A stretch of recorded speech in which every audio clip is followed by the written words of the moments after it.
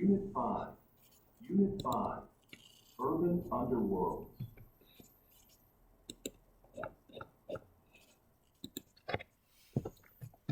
Reading B. New York's Underside.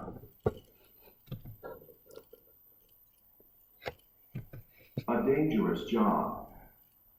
Since I was a boy, I have always looked down open manholes with curiosity, so I welcomed the opportunity to explore and write about the world beneath New York City.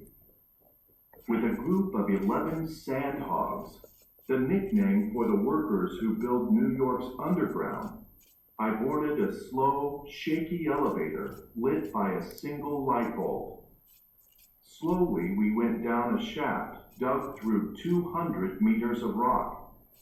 The sandhogs were building a new tunnel to bring water into the city. The present tunnel system carries more than 5.6 billion liters of water every day. That's enough water to fill more than 2,200 Olympic-sized swimming pools. As we descended, it got dark and the air got cool. I looked up into darkness and down into deeper blackness. Then the elevator stopped and everyone got out. Then came the hard part, climbing another 10 meters down a long, slippery metal ladder.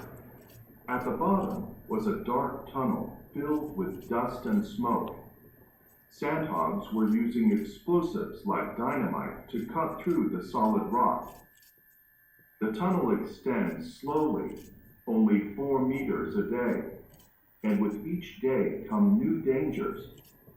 Sandhogs live in constant fear of being hurt by sharp pieces of exploded rock. Their bodies are covered in such scars. Why do this work?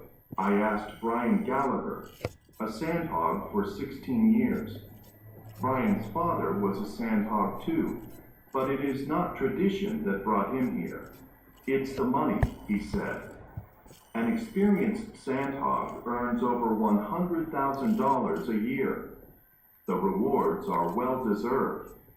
A sandhog's chances of dying on the job are far greater than those of an above-ground construction worker or even a New York City police officer. Everything down here can kill you, one sandhog said. They know many more workers will die before the tunnel is completed. A river of sewage.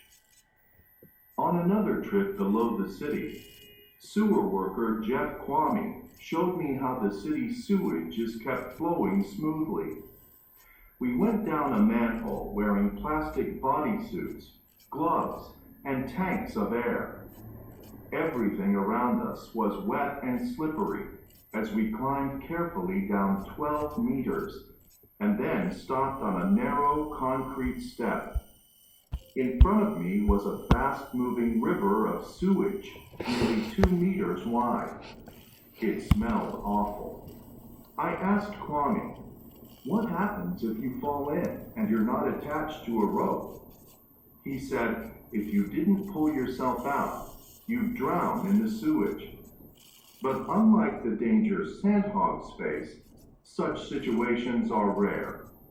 As we move through the sewer, Kwame seems calm and confident, but it's still a terrifying thought.